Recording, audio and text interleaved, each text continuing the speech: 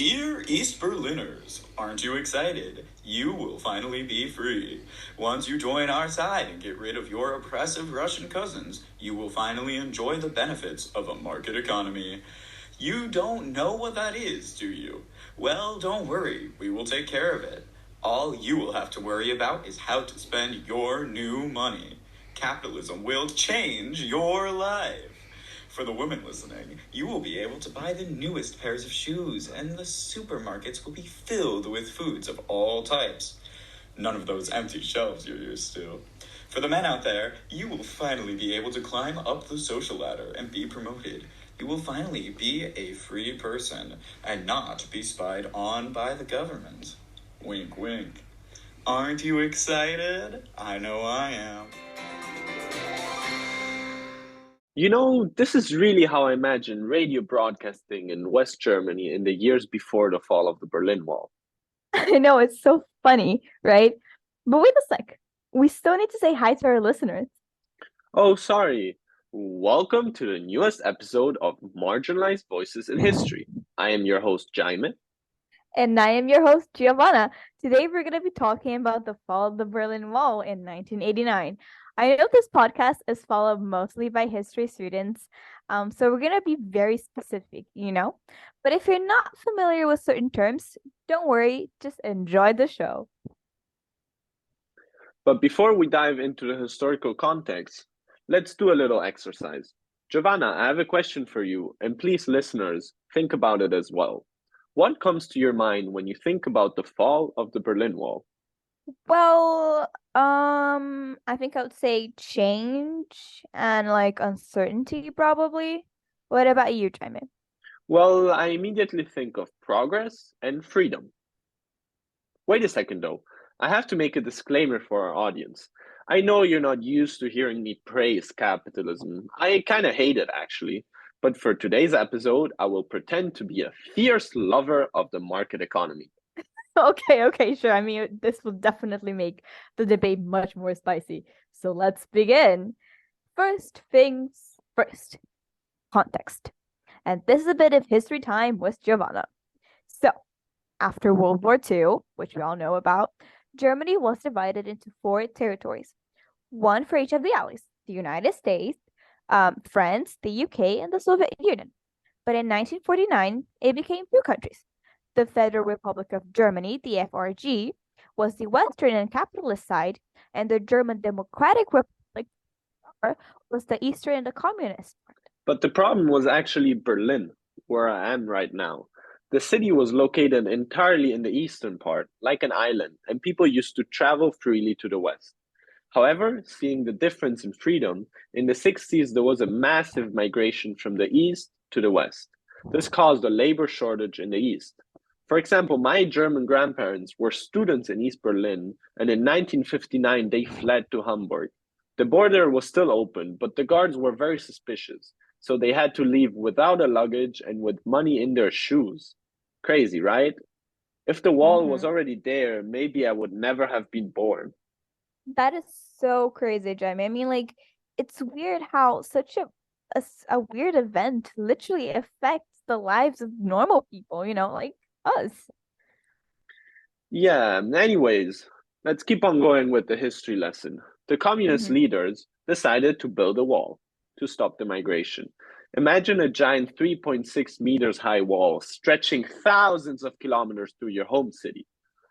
Think that 140 people died trying to cross this border. That is insane. And the thing is, this wall was the most concrete evidence of how these 2 countries were growing apart. Yes, I mean, East and West Germans spoke the same language and had a shared culture, but they were becoming more and more different. Yeah, and the Berlin Wall was also the most tangible representation of the Iron Curtain that separated the world during the Cold War. However, in the 80s, things started to change. A desire for freedom spread around countries of the so-called Eastern Bloc. Protests known as the Fall of Nations revolutions started in Poland, Hungary, and other countries. All of them were demanding an end of communism. In Eastern Germany, the protests started in the summer of 1989. But few people know that women played a central role during these protests. People were advocating for the unification of Germany and screaming, "Wir sind ein Volk." We are one people. And oh boy, did they succeed, because on November 9th of 1989, Guten Schabowski, an Eastern German government official, gave the following announcement.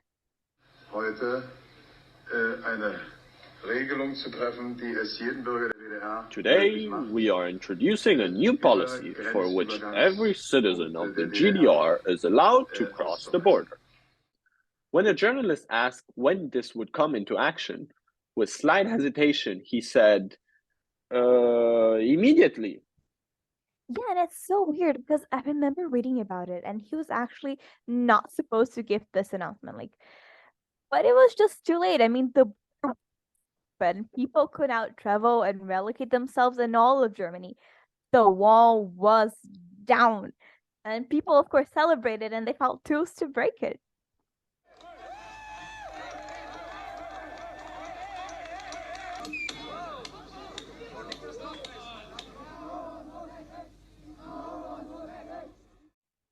Wow, crazy to hear that, right? And what's also interesting is how the two sides reacted very differently to the news. In the West, everyone was cheering. The Guardian titled "Communists Open Berlin Wall" and quoted the German Chancellor Kohl saying, "We are one nation." It was celebrated like a victory. In the East, there was a lot of confusion, and the newspaper Neue Deutschland did not mention the opening of the border the next day.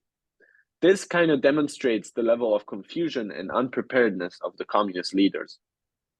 And 1 year later, both Germanys would become officially one, the United Germany we know today. This date represented a rupture, a global one. It affected the entire world, not only Germany. The wave of protests of 1989 weakened the Soviet Union and pushed Gorbachev to slowly open up to the West. He decreased restrictions of freedom of movement too. However, this attempt to modernize destabilized the communist dictatorship and led to its final collapse in 1991. Yeah, and the fall of the wall also demonstrated that Soviet dictatorships were not invincible. It showed everyone that people were tired of communism. Capitalism had won the war. Well, Jaime, hold on a second. I think it's really easy for us to say that. But don't you agree that as historians, which we are, we should try to see multiple perspectives? And I say this as a feminist, actually. I mean, I know that women have been historically silenced and ignored. Fair enough, fair enough.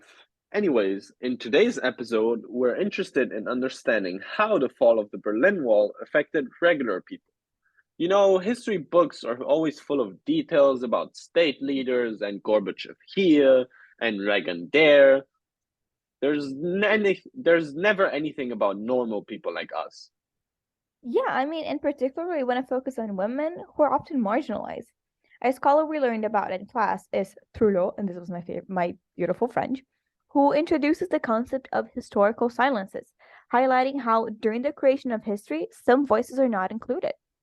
And in my quest to find primary sources for this podcast, I found a great book in the National Taiwan University Library that talks about Virginia Woolf and Krista Woolf, who's going to be really important for this podcast. The author explains how looking at women as historians help us understand better the social order of a society. She also says that if history remains ungendered, women will continue to be deprived of a past. Wow, that was deep. But that's exactly why our main historical question is, Giovanna, are you ready for it? Yes, I am. How did the global rupture of the fall of the Berlin Wall in 1989 impact the lives of women in Eastern Germany? We will argue that their lives actually worsened after the German unification, particularly as they lost economic independence and social welfare benefits. Yay! So we're now entering the debate section of this podcast, and I am determined to win. I will be advocating in favor of our thesis.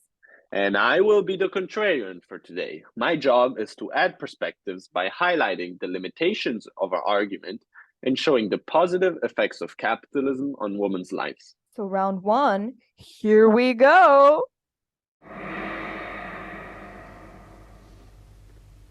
Round one, fight. Okay, so I will start. Governments in the East and West Germany had very different approaches to the question of women's equality. Many scholars agree that while women in the West were overall more free, they were actually much more dependent on men, especially in terms of, economics, money. When the wall fell in 1999, female employment in the West was at 55%, while in the East it was 90%. Whoa, that's a huge difference. But how did we get there? Well, in the East, women's participation in the workforce was institutionalized. Marx's philosophy includes women's participation and emancipation in the class struggle.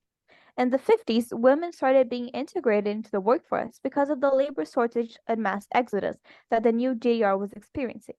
The scholar Schumberg argues how women in the East were able to balance reproduction and work. Plus, the GDR in the 1980s had the highest rate of female labor force participation in the world and ranked first in literacy rates for adult women. At the same time, though, in the West, women were required to have their husband's permission to open a bank account. And not only that, but men had the right to end their wives' employment without consent until 1977. This means that in West Germany, 3/4 of women could not survive on their monthly income and had to rely on men, which is incredibly disgusting. Whoa, that is actually kind of crazy. I didn't know all of those data. I know. So, Jaime, how would you argue against that? Well, I guess you made good arguments, but I think it's also true to highlight how the economy was really not thriving in the East. The workplace in the GDR lacked investment in technological advances, it was overstaffed, and had a very rigid bureaucracy. The GDR economy was also highly reliant on subsidies and help from the Soviet Union, and this led to frequent supply shortages. Often, there was literally no food in the supermarkets. Okay, fine, Jaime, that's a fair point. But I am not here to argue about whether a socialist or capitalist economy is better. I just want to highlight how women's lives were different in these two countries. Well, but do you have any concrete evidence that women liked living in East Germany? The thing is, Jaime, and I'll admit, it was really quite hard to find good primary sources related to women. And I think that this really proves our point about how women were silenced at the step of fact creation, which then makes it difficult for their voices to be included during the stage of fact retrieval, which is a building of narratives and eventually the making of history. But to answer your question, yes, I did find some interesting primary sources. So Christine Kennedy was able to interview East German women, and these are the words of Frau Knapp, and I quote, "I wouldn't have been satisfied just to be a housewife. When the children were little, I worked only 4 hours, but when they were older, full time again. But to be only a housewife? No, that wouldn't have satisfied me." Interesting. So are you saying that women were completely independent in East Germany? Don't get me wrong, Jaime, life was still hard for women. It always is. But while working full time, they also had the pressure of being caregivers and taking care of kids at home. But at least, economically, they were much more independent in the East. Okay, fair enough. But wait, I'm curious, what happened after the unification? Did the economy in the East grow with capitalism? I'm asking because I read a speech of 1991 by the German Chancellor. Kohl says, "Ladies and gentlemen, in the coming months and years, one goal must be given high priority, and that is to create equal living conditions for all Germans throughout the country." It seems to me that he was really committed to reaching economic equality across both of Germany's. Maybe he was, but remember that politicians always want to maintain popular support and make empty promises. We studied that in SS 112. And that's not really what happened. As Germany's state-owned companies were unable to compete in the new capitalist system. The GDP of the former GDR fell by 50% between September 1989 and September 1990. There was also a wave of bankruptcies as West products floated in the East German market. Oh wow, that's an awful economic situation. And I'm not done yet. This economic crisis affected women disproportionately. I read a government report about the labor market published in 1997, and in the West, women's unemployment rate was at 10.7%, while in the East, it was 22.5%. In the 8 years following the unification, the unemployment rate amongst women in the East it more than doubled. Wow. By listening to you, it seems that the market economy in the East was really disruptive and particularly disadvantaged women. But I have a question. Why did they lose their job more than men did? Women were especially affected because they lost the support of the socialist welfare system. And we're going to talk about that in the second part of our debate. So, following this cue, thank you everyone for listening to round one of this debate, and I clearly won. Yes, yes, you don't need to brag about it. We still have a few more rounds to go. 1-0, Jaime. Round 2, fight! Welcome to the second round. Now we will discuss how the unification affected women's lives from a social point of view, going beyond the economic level. Well, yes. It's important to realize that women's lives were deeply disrupted by the unification in 1990. The scholar Axel Baff says that German women were left displaced, without a proper homeland, and deprived of their support system. Tell me more about the support system. The GDR had a solid plan of welfare benefits. Maternity leave included one paid birth year. There were unlimited days off to care for sick children and one quote-unquote housework day per month. Also, given that most women were working full-time, 80% of children between 1 to 3 years old went to state-funded childcare. And these things did not exist in the West? Not at the same extent. In the East, women had a total of 46 weeks of paid leave for each child, while in the West, they only had 20. Okay, that does seem like a solid welfare system they had in the East. But actually, I read that the scholar Susan Kranz points out how while women were working, they still kept the social responsibility of having to take care of children. This shows that gender stereotypes were still present. Duh, we always had stereotypes, but women still lived under a patriarchal system, obviously. But at least they were more independent, I would say. And this is also shown by the high rate of divorce in the East. Women contributed to an average of 40% of the household income, which gave them the freedom of leaving unhealthy relationships. Yeah, that makes sense. Overall, women had a good safety net to rely upon. This completely collapsed after unification, leaving women unemployed and without help from the state that they previously had. This led to a 50% decrease in birth rates in the East during the 5 years following unification. So listen to this East German woman interviewing that we found an interview in 1992, and I quote, "Children are now a question of money, and I simply cannot afford it." Another interview refers to the feeling of community. These are Elk's words 5 years after unification, and I quote, "Since material and social conditions of the majority were equal, there was more community. People helped each other out more than now. And we also had the state benefits to rely upon. Now I feel a lot more alone." And she's referring here to the safety net that I was talking about.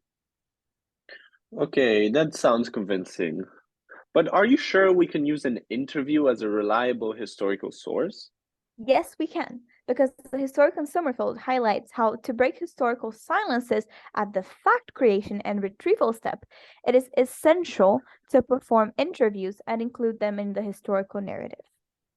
Yeah, true. But I also think it's important to keep in mind that this woman experienced 30 years of brainwashing from the communist government. And this might have made her a bit biased. Fair enough, we're always biased, but I still think I convinced you. Yeah, you're right. I think I lost this round too. Final round, fight! Okay, this final round is about the political aspect, meaning freedom of expression, politics, and all the stuff like that. The fact is, women, like everyone else, were not free in the GDR. What do you mean? Well, with the unification, women stopped finally living under an oppressive system. First of all, there was no freedom of movement. Also, did you know the GDR had a giant network of spies called Stasi? Ew. There were around 189,000 unofficial informers. Anyone could give your name to the authorities if they saw you listening to Western music or media. Isn't that horrible? It's horrible, definitely. There's this interesting speech by Christa Wolf done 5 days before the fall of the wall. Christa Wolf was an amazing feminist writer from the GDR. On November 4th, 1989, over 5,000 people gathered on Alexanderplatz in East Berlin. Listen to her. She calls for democracy and for the need to express oneself. Demokratie, jetzt oder nie. Democracy, now and never. We have in mind a country ruled by the people. Did you hear that? I think it's really undeniable that women wanted more freedom and that they saw Western democracy as something to thrive for. Fine, okay, I agree with that. Yeah, I agree with that. It's good that we're not seeing the situation as black nor white. But the thing is, I also read an interesting book that argues that women had considerable participatory experience in communist societies at their workplace, in trade unions, and in their neighborhoods. Yeah, that might be true, but they still could not cover important political positions at a national level. Well, I mean, it's not like that changed with the unification. Women entered political life in very limited numbers, at least at first. And this is because they were too busy adapting to the economic and social challenges of this changing times. What do you think about that, Jaime? Well, I guess I do have to admit that the unification dream failed to prioritize women. But still, think about the difference between living under a dictatorship and living in an electoral democracy. Having elections gave women the ability to choose their representatives. Opposition was still illegal in the GDR. While they might have had more economic independence, they were still fully in the hands of the state. Okay, fine, fair enough. I mean, women did have more individual rights in the West, I'll admit that. But our role here is not to say which regime was best. Both East and West were not ideal for women. And I mean, it never is. All I'm trying to argue for is that unification deprived women of their economic independence and welfare benefits. But I'll admit I lost this round. Yeah, maybe you did, but you definitely convinced me overall. And well, that was it, folks. I hope you enjoyed our debate and understood the importance of looking at history from different perspectives. I guess the main lesson from this podcast and from the history course we took is that it depends. And I'm quoting Professor Morar here. It depends is a typical Minerva answer. History is malleable and it will be politicized to satisfy a certain agenda. Exactly. While deciding whether women lived better in East or West Germany is too vague of a question, it is good that we highlighted how the unification had many negative effects on women, which is often forgotten. And also, looking at history from the perspective of marginalized groups like women also helps us to understand current inequalities. Nowadays, there's still a big economic gap between West and East Germany. The thing is, women's experiences were not homogeneous. I mean, for some, unification was positive. For others, it was negative. And as much as we say women have been historically silenced, we forget that the category women is in itself very broad. There are women of different ages, social backgrounds, interests, and ethnicities. Yeah, you're so right. And also, if we want a more inclusive account of history, we need to consider multiple perspectives and also keep in mind the implications of the sources we're using and the people we're giving a voice to. For example, if we knew Russian, we could have included perspectives from the Soviet Union as well. That would have been very interesting.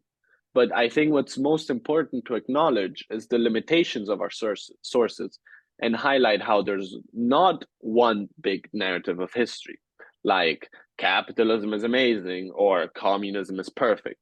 History is what we make of it. And in AH 110, we make history by critically questioning it. Thank you for listening. Bye. Bye.